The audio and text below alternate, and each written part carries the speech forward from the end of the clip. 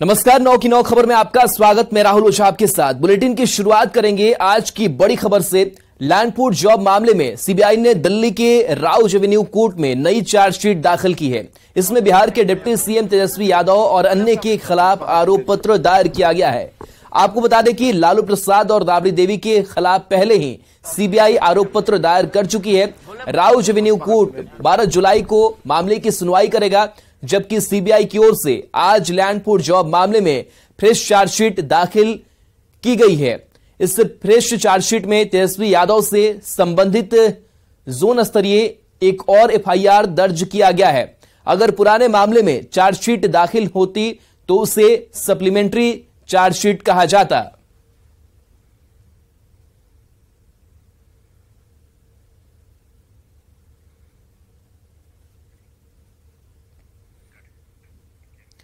वहीं land pool job मामले में तेजस्वी के खिलाफ नई चार्जशीट दाखिल किए जाने पर बीजेपी सांसद सुशील मोदी तेजस्वी यादव को बर्खास्त करने की मांग की है।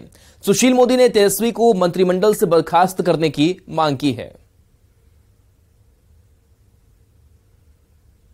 तेजस्वी यादव को अविलंब मंत्रिमंडल से बर्खास्त करना चाहिए, क्योंकि भ्रष्टाचार से जुड़े मामले में आज राज्य के उप मुख्यमंत्री पर सीबीआई ने चार्जशीट फाइल कर दिया है। मैं नीतीश जी को याद दिलाना चाहूंगा, जब लालू यादव पर चारा घोटाले में चार्जशीट फाइल हुई थी, उस समय नीतीश कुमार उनकी पार्टी ने यही मांग की थी कि लालू यादव को बर्खास्त किया जाए। तो नीतीश जी, अब तो आप राज्य के मुख्यमंत्री हैं, आप कहते हैं कि भ्रष्टाचार से कोई समझौता नहीं करेंगे। तो जब भ्रष्टाचार से जुड़े एक मामले में, जो रेलवे की नौकरी के बदले जमीन लिखवाने का मामला है, इसमें आपके सहयोगी जिनको आपने अपना उत्तराधिकारी घोषित किया है वो चार्जशीटेड हो गए हैं, तो क्या अभी भी आप उनको संरक्षण देंगे या आप अविलंब उनको मंत्रिमंडल से बर्खास्त करेंगे? एलजेपीआर के राष्ट्रीय अध्यक्ष चिराग पासवान ने नीतीश कुमार पर बड़ा बयान दिया है। उन्होंने कहा है कि सीएम नीतीश कुमार को केवल कुर्सी की चिंता सताती है।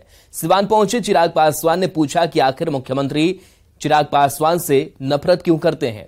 उन्होंने कहा कि बिहार फर्स्ट तब तक लागू नहीं होगा जब तक बिहार के लोगों को रोजगार नहीं मिल पाएगा। उन्होंने कहा कि चिराग पासवान अकेला कुछ नहीं कर सकता, आप सभी के साथ और सहयोग की जरूरत है, और जब तक बिहार को विकसित राज्य नहीं बनाऊंगा तब तक चैन की सांस वो नहीं लेंगे।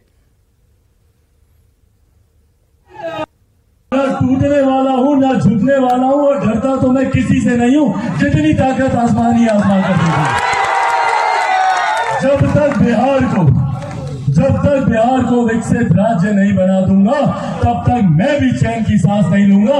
ये वादा आज आप लोगों से करते हैं। बिहार के भूगोल को दोष देते हैं, जानते हैं ना आप लोग क्या बोले थे कि बिहार का भूगोल ऐसा है कि बिहार में उद्योग नहीं खुल सकता। मुख्यमंत्री जी, खोट बिहार के भूगोल में नहीं है, खोट मुख्यमंत्री जी की नीयत में है। वो चाहते हैं कि बिहार महाराष्ट्र में हुई टूट का असर बिहार में भी दिख रहा है। यह दावा किया गया है कि पूर्व मुख्यमंत्री जीतन राम मांझी ने यह दावा किया है। उन्होंने कहा है कि जेडीयू में मंत्री और विधायक घुट घुट कर जी रहे हैं, और जिस तरह से महाराष्ट्र में हुआ है उसी तरह बिहार में भी नीतीश कुमार के साथ 43 में से केवल 3-4 विधायक ही रह जाएंगे, और अंत में जेडीयू का आरजेडी में विलय हो जाएगा। जितने विधायक और मंत्री हैं जेडीयू में, वो सब घुट घुट करके जी रहे हैं। उसी प्रकार से बिहार में भी 43 है ना, 43 में शायद 3-4 उनके साथ रह जाएं, बाकी सब बाहर चल जाएंगे। अंततः मेरे समझ में लगता है कि सब राजद में विलय कर देंगे।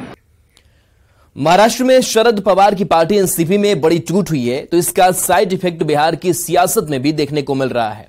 बीजेपी और उसकी सहयोगी पार्टियों ने जेडीयू को लेकर बड़ा दावा कर दिया है। दावा एनसीपी की तरह जेडीयू में टूट का है। इस बेहद गंभीर मामले पर आरजेडी और जेडीयू के नेता भले ही पलटवार कर रहे हो, पर सवाल यही है कि बिहार में भी टूट की बात क्यों हो रही है। नीतीश कुमार के बाद जनता दल का कोई भविष्य नहीं है, और इसलिए एक भगदड़ की स्थिति है। बिहार की जनता के बीच में अब नीतीश कुमार जी अप्रासंगिक हो गए। नीतीश जी के नेतृत्व में जो सरकारें चल रही है वो सरकार सक्षम नहीं है। मुख्यमंत्री नीतीश कुमार जी की पार्टी में एक बड़ी टूट देखने को मिलेगी। बीजेपी सांसद सुशील मोदी ने जेडीयू को लेकर बड़ा दावा किया है। उन्होंने कहा जेडीयू में भगदड़ की स्थिति है और बहुत जल्द जेडीयू में दो फाड़ होने वाला है। नीतीश कुमार घबराए हुए हैं। आगे आने वाले दिनों में कुछ भी हो सकता है, कोई इसकी गारंटी नहीं ले सकता है कि जनता दल में कुछ भी नहीं होगा, क्योंकि लोगों को अपना भविष्य अंधकार में दिखाई पड़ रहा है जनता दल। सुशील मोदी दावा कर रहे हैं कि बिहार में महाराष्ट्र जैसे हालात बन सकते हैं। एनसीपी की तरह जेडीयू में भी विद्रोह होगा। बीजेपी प्रदेश अध्यक्ष सम्राट चौधरी ने भी जेडीयू और कांग्रेस में टूट का दावा किया है। यदि नीतीश कुमार जी पर भरोसा घट गया होगा बिहार के विधायकों का, तब तो जरूर होगा। बड़ा स्पष्ट झलकता है कि अब नीतीश कुमार जी बिहार की राजनीति के कोई फैक्टर नहीं है। सिर्फ बीजेपी ही नहीं, कई और नेताओं ने जेडीयू में बड़ी टूट का दावा बहुत जल्द होने का किया है। सुनिए बयान। कांग्रेस के लोग तो तैयार बैठे होंगे, जेडीयू के लोग थोड़ा नीतीश जी का चेहरा भी देख रहे हैं, कितने दिनों तक साथ रहे। उन्होंने अपना उत्तराधिकारी मौखिक रूप से घोषित कर दिया है तेजस्वी यादव को। और जितने भी बिहार के सांसद विधायक हों, भविष्य की चिंता में फंसे हुए हैं कि भविष्य में क्या होगा, दोबारा हम चुनाव जीत के आएंगे कि नहीं आएंगे। यकीनन अपने भविष्य को लेकर चिंता है उनके पार्टी के विधायकों में, नेताओं में, उनके सांसदों में।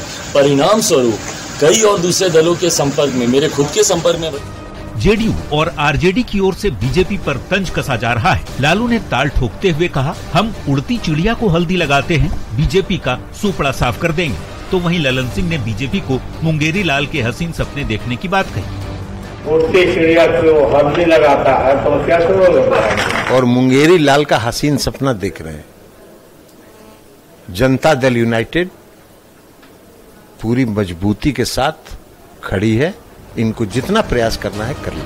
एनडीए के नेता आखिर जेडीयू में ही टूट का दावा क्यों कर रहे हैं, तो उसकी कुछ वजहें भी हैं। दरअसल आरजेडी से गठजोड़ के बाद जेडीयू कैडर असहज महसूस कर रहा है। 2025 में तेजस्वी को विरासत सौंपने की नीतीश की बात से भी जेडीयू के अंदर खाने नाराजगी है, जबकि 2019 में बीजेपी के वोट से जीतने वाले जेडीयू के सांसदों में पसोपेश की स्थिति है। वैसे नेताओं के दावे अपनी जगह हैं और सियासी हालात भी अपनी जगह, मगर महाराष्ट्र में टूट की सियासत से बिहार की राजनीति गर्मा गई है। Bureau report, news 18। बिहार लोक सेवा आयोग द्वारा शिक्षकों की बहाली में राज्य सरकार की ओर से डोमिसाइल नीति खत्म किए जाने पर बिहार के मुख्य सचिव आमिर सुबहानी ने सफाई दी है। मुख्य सचिव आमिर सुबहानी ने कहा है कि यह पहला मौका नहीं है जब डोमिसाइल पॉलिसी को शिथिल कर परीक्षा ली जा रही है। इसके पहले भी 3 बार बीपीएससी शिक्षक परीक्षा ले चुका है, जिसमें मौजूदा डोमिसाइल नियम लागू नहीं था। मुख्य सचिव ने कहा कि बिहार के बाहर के अभ्यर्थियों को आरक्षण का लाभ नहीं मिलेगा और शिक्षक बहाली में केवल बिहारियों को ही आरक्षण का लाभ मिलेगा। लोक सेवा आयोग के स्तर पर पहले भी 3 बार परीक्षाएं ली गई हैं शिक्षक की नियुक्ति के लिए, वर्ष 1994 में, फिर वर्ष 1999 में और वर्ष 2000 में बिहार लोक सेवा आयोग ने इसी पद के लिए, शिक्षक के लिए परीक्षा ली थी। और तब भी यही नियम था उस परीक्षाओं में भी कि देश के किसी भी भाग का नागरिक परीक्षा में भाग ले सकता है और चयनित हो सकता है, और इसके आलोक में ही पहले चयन हुआ है। ये जो नियमावली थी जिसके आधार पर 1994, 1999 और सन 2000 में परीक्षाएं हुई, ये नियमावली उसके पूर्व 1991 में ही बनी थी। मैं ये एक बात स्पष्ट कह देना चाहता हूँ, ऐसा नहीं है किसी ने भी उत्तराखंड कहा, किसी ने झारखंड कहा, कोई उत्तर प्रदेश कह रहा है। जिन जिन राज्यों ने ऐसी कोई क्लॉज अपनी गाइडलाइंस में डाली हैं, वे इनवेरिएबली चैलेंज हुई हैं हाईकोर्ट में, और कुछ राज्य ने हाईकोर्ट में हारने के बाद ही सुधार कर लिया, कुछ सुप्रीम कोर्ट तक गए और वहां हारे। तो ये जो मुख्य सचिव महोदय जो कह रहे हैं उस पर जरा गौर डालिए। कॉन्स्टिट्यूशन की धारा 14 और धारा 16 आपको इस बात की अनुमति नहीं देते। जिन राज्यों ने डाला है तो उन्होंने मुकदमे भी झेले हैं। शिक्षक बहाली को लेकर शिक्षा मंत्री चंद्रशेखर ने बड़ा बयान दिया है। उन्होंने बीजेपी पर आरोप लगाया है और कहा है कि बीजेपी नहीं चाहती कि बहाली हो और इसी के लिए नियुक्ति प्रक्रिया को कानूनी लड़ाई में फंसाया जा रहा है। उन्होंने दावा किया है कि बिहार के कम से कम 1,60,000 युवा शिक्षक नियुक्ति में बहाल होंगे। न्यायालयीय वादों में गए हैं, उसकी मंशा क्या है? नियुक्ति रोकने का।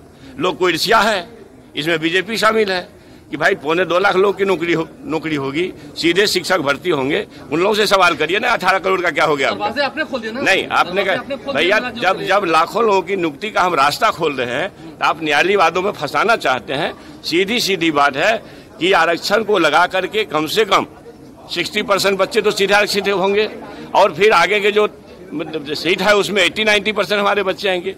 तो 2.25 लाख में 1,60,000 के आसपास हमारे बच्चे आएंगे। लोगों को तैयारी में लगनी चाहिए। मोदी सरनेम पर टिप्पणी करने के मामले में मानहानि के मुकदमे का सामना कर रहे कांग्रेस नेता राहुल गांधी की मुश्किलें बढ़ती जा रही है। राहुल गांधी को लेकर के सुनवाई होनी है। रांची सिविल कोर्ट में उनकी अदालत में व्यक्तिगत उपस्थिति से छूट की याचिका को खारिज कर दिया गया है। एमपीएमएलए मामले में विशेष न्यायिक दंडाधिकारी अनामिका किस्कू की अदालत ने राहुल गांधी को 22 मई को कोर्ट में उपस्थित होने का आदेश दिया, जिसके बाद इस मामले में 24 अप्रैल को सभी पक्षों की सुनवाई पूरी होने के बाद अदालत ने फैसला सुरक्षित रख लिया था। अदालत ने बुधवार को उनकी याचिका को खारिज करते हुए सशरीर हाजिर होने का निर्देश दिया है। राहुल गांधी पर आरोप है कि लोकसभा चुनाव प्रचार के दौरान रांची के मोरहाबादी मैदान में राहुल ने मोदी सरनेम पर गलत टिप्पणी की थी। मोदी सरनेम को लेकर आपत्तिजनक टिप्पणी के मामले में राहुल गांधी को सूरत कोर्ट ने 2 साल की सजा सुनाई है। इसकी वजह से उनकी संसद की सदस्यता भी खत्म हुई। हालांकि अभी उनकी याचिका पर गुजरात हाई कोर्ट में सुनवाई के लिए लंबित है।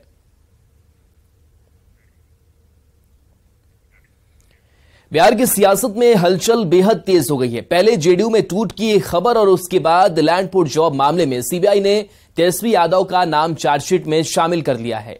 जेडीयू कोटे के मंत्री मदन सहनी ने इस कदम को राजनीति से प्रेरित बताया है और कहा है कि चाहे कुछ भी हो, लालू परिवार इससे कानूनी रूप से निपट लेगा। मदन सहनी से बात की आनंद अमृत राज ने। हमारे साथ मौजूद हैं जेडीयू के वरिष्ठ नेता बिहार सरकार के मंत्री मदन सहनी। मदन जी, तेजस्वी यादव लगातार पिछले कुछ दिनों से लगातार आशंका जाहिर कर रहे थे कि उनका भी नाम 1.5 सप्लीमेंट्री चार्जशीट में आएगा लैंड फॉर जॉब मामले में, और आखिरकार आ गया। ये कोई आश्चर्यजनक नहीं है, आप खुद भी बता रहे हैं और उप मुख्यमंत्री जी तो स्वयं बोल चुके हैं कि ऐसा हो सकता है। तो ये कोई हम लोग के लिए अजूबा नहीं है। और कोर्ट का जो भी मामला हो ये तो अलग है, लेकिन जहाँ तक भारतीय जनता पार्टी का सवाल है और केंद्र सरकार की बात है तो हम लोग तो इतना जानते हैं, वो इसी नीति पर चलते हैं कि जो हमसे टकराएगा वो चूर चूर हो जाएगा। लेकिन यहाँ फौलादी लोग हैं, लड़ने के लिए हमेशा से तैयार रहते हैं और अंतिम क्षण तक हम लोग लड़ेंगे। 17 तारीख को बेंगलोर में जो बैठक है, दूसरी बैठक उसका तय हो गया है। इसके पहले शरद पवार की पार्टी टूट जाती है, अब तेजस्वी यादव पे सप्लीमेंट्री चार्जशीट, तो इसको कैसे देखते हैं? देखिए, चाहे वो जितना भी परेशान करे और परेशान करने के ही ये सब चाल है और इससे लोग राजनीति में रहने वाले लोग और कोई साधारण लोग नहीं है, सारे लोग इस मीटिंग में आए हुए थे और कितने से वो मुकाबला करेंगे और किस किस से वो फरियाएंगे, वो खुद हार करके बैठ जाएंगे और हार निश्चित है भारतीय जनता पार्टी को। तो ये हमारे साथ बिहार सरकार के मंत्री मदन सहनी। आनंद अमृतराज, न्यूज 18 नेटवर्क, पटना। बड़ी खबर बेतिया से है, जहां 17 साल के लड़के की निर्मम हत्या कर दी गई है। हत्या का आरोप उसके दोस्तों पर ही लगा है। तो 17 साल के लड़के की हत्या की गई है। बेतिया से खबर बता रहे हैं, हत्या का यह आरोप उसके दोस्तों पर ही लगा है। रेलवे ट्रैक पर लड़के का शव मिलने से सनसनी मच गई है। घटना पुरुषोत्तमपुर थाना क्षेत्र के कतराहा रेलवे पुल के पास की है। मृतक भेड़िहारी गांव निवासी नूरुल शेख का 17 साल का बेटा मजरे आलम है बताया जा रहा है। किशोर की हत्या धारदार हथियार से गला काट कर की गई है और सर को धड़ से अलग कर दिया गया है। फिलहाल पुलिस ने मामले की जांच शुरू कर दी है। 200 लड़का से हम लोग खुजवाए, नहीं मिला। फिर 1 बजे थाना प्रभारी हमसे फोन किए कि सरपंच साहब हम आपके गांव में आना चाहते हैं। हम कहने के एकदम आइए, चलना है, थोड़ा सच्चाई जानना है। तो वहाँ आए तो हम लोग बैठे तो बोले चौधरी जी एक जमदार साहब हैं कि 10 गो लड़का दीजिए, थोड़ा हम अपना स्तर से खुजवाएंगे। मुड़िया ना मिल रहे, लाश मिल गए, मुड़ी ना मिल रहे। तो उसके बाद में हम लोग तुरंत मैंने 200-300 लड़का फिर गया वहाँ जाने के बाद रात में। हाँ 12-1 बजे रात। बड़ी खबर बेगूसराय से, जहां दो पक्षों के बीच पंचायती करना एक शख्स को भारी पड़ गया। पंचायती से नाराज एक पक्ष के लोगों ने पीड़ित की लाठी डंडे और लोहे के सरिया से जमकर पिटाई कर दी, जिससे वो गंभीर रूप से घायल हो गया। घायल शख्स को प्राथमिक उपचार के बाद सदर अस्पताल रेफर कर दिया गया है। घटना छौराही थाना क्षेत्र के एकम्बा पंचायत की है। पीड़ित एकम्बा का रहने वाला अजय साहनी है। पुलिस मामले की जांच कर रही है। के मुताबिक कल जब हम ब्लॉक परिसर से लौट रहे थे घर के लिए, तो रोड से सटा हुआ ही उसका घर है। एक रैंडम गाड़ी अपने घर के सामने रोड में रोक लिया। रोकने के बाद हॉटअप करने लगा। हॉटअप करने के बाद धीरे धीरे जो प्लानी मूवमेंट था उसका टोटल सब परिवार रड लेकर कत्ता लेकर पीछे से तैनात हो गया और गाड़ी पर बैठे ही थे। उसी क्रम में कत्ता और रड चलाना स्टार्ट कर दिया, जिसके कारण मेरे पास मोबाइल था, मोबाइल भी गिर गए, बेहोश हो गए। काफ़ी शारीरिक चौतरफा रड का इस्तेमाल किया गया। सर 2 जगह फट चुका है, काफ़ी गंभीर हालत से। ये उस लोगों का था पूर्ण नियत इसको जान से मत मार दे, लेकिन स्थिति इस तरह का था जो लोग देखा बेहोशी अवस्था में लोग ने सामाजिक में आया। बिहार में शिक्षा व्यवस्था को लेकर बिहार सरकार सजग है, लेकिन शिक्षा विभाग की पोल खोलती ये तस्वीर मुंगेर जिला मुख्यालय से करीब 50 किलोमीटर दूर असरगंज प्रखंड क्षेत्र के असरगंज सीता देवी जगमोहन बालिका +2 विद्यालय की है। शिक्षक और कर्मी दिन में भी मोबाइल फ्लैश जलाकर कार्य करने को मजबूर दिख रहे हैं। स्कूल प्रबंधन ने बिजली कट जाने के बाद इसकी कोई वैकल्पिक व्यवस्था नहीं की है। इस कारण टीचर मोबाइल की फ्लैश लाइट में काम कर रहे हैं ताकि छात्रों को परेशानी न हो। बना है में लाइट का कनेक्शन किया हुआ, लेकिन बैटरी की इन्वर्टर का कनेक्शन नहीं किया है, इस वजह से अंधेरा है। वेतन कटौती से नाराज औरंगाबाद सदर अस्पताल के सभी चिकित्सक हड़ताल पर चले गए हैं। 2 महीने से उनके वेतन का भुगतान नहीं किया गया था और जब सोमवार को वेतन दिया गया तो सभी चिकित्सकों के वेतन में कटौती की गई। डॉक्टरों ने बताया कि सिविल सर्जन से जब बात की गई तब उन्होंने चिकित्सकों पर अनुशासनात्मक कार्रवाई की धमकी दी है, इसलिए चिकित्सकों ने हड़ताल पर जाने का फैसला लिया है। डॉक्टरों की हड़ताल से ओपीडी सेवा बाधित रही, जिसके कारण मरीजों को परेशानियों का सामना करना पड़ा। और मई महीने का ही सिर्फ अभी वेतन क्लियर किया गया है और उसमें भी 2 दिन का जो है वेतन काट दिया गया है, जिसका जो सही अभी तक कोई रीजन नहीं बताया गया है कि क्या कारण है उसका। सर से मिलने के लिए हम लोग सुबह से इंतजार कर रहे थे, सर आए मिले, लेकिन कोई जो है जवाब जो है उनका नहीं मिला हमें कि क्या कारण रहा। उनका था कि आप ड्यूटी ठीक से नहीं कर रहे हैं, जबकि हम लोग हीट स्ट्रोक पूरा संभाले हैं। दिन रात सारे डॉक्टर जो है कठिन परिस्थितियों में सारा काम कर रहे हैं। बात नहीं है, लोग का सैलरी मिला है, थोड़ा देर हुआ। देर होने के कारण ये था कि उन लोगों से राइटिंग में मांगा गया था कि आप लोग अपना लोकल एड्रेस मकान मालिक के मोबाइल नंबर सहित दीजिए, ताकि इस बात का प्रमाण रहे कि आप लोग हेडक्वार्टर में रहते हैं। इस बात की बहुत शिकायत मिली थी कि लोग हेडक्वार्टर में नहीं रहते। गंडक नदी के जलस्तर के सामान्य होने के बाद उत्तर बिहार में बाढ़ का फिलहाल खतरा नहीं है। वाल्मीकि नगर गंडक बराज से नदी में फिलहाल 1 लाख क्यूसेक पानी का बहाव हो रहा है, जो सामान्य जलस्तर माना जाता है।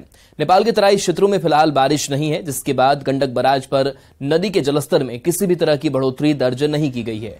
गंडक नदी के जलस्तर की जानकारी दे रहे हैं संवाददाता मुन्ना राज। नेपाल के तराई क्षेत्रों में बारिश रुकने के बाद गंडक नदी का जलस्तर भी स्थिर हो गया है और वाल्मीकि नगर गंडक बराज से हम ताज़ा अपडेट की बात करें तो फिलहाल 1,04,000 क्यूसेक पानी का डिस्चार्ज गंडक नदी में हो रहा है, जो सामान्य जलस्तर माना जाता है। और फिलहाल गंडक नदी से कोई भी खतरा नहीं है और प्रशासन की टीम पूरी तरह मुस्तैद है और जल संसाधन की टीम भी बांधों और तटबंधों की निगरानी में जुटी हुई है। तो फिलहाल राहत की खबर है कि लगातार हो रही बारिश के बावजूद गंडक का जलस्तर अभी भी सामान्य है और गंडक नदी में करीब 1,04,000 क्यूसेक पानी का डिस्चार्ज हो रहा है, जो गंडक नदी के लिए सामान्य जलस्तर माना जाता है। तो अभी तक किसी भी इलाके में गंडक नदी के पानी के प्रवेश करने की खबर नहीं है और कहीं भी इस जलस्तर से कोई खतरा नजर नहीं आ रहा है और कई बिंदुओं पर दबाव जरूर गंडक नदी बना रही है, जिससे कटाव का खतरा मंडरा रहा है। लेकिन उसके बाद भी जिला प्रशासन की टीम मुस्तैद है और जल संसाधन विभाग की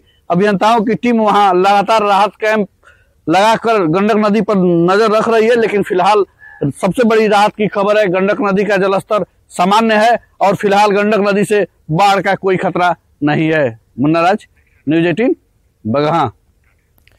और आइए एक नजर इस वक्त के हेडलाइंस पर।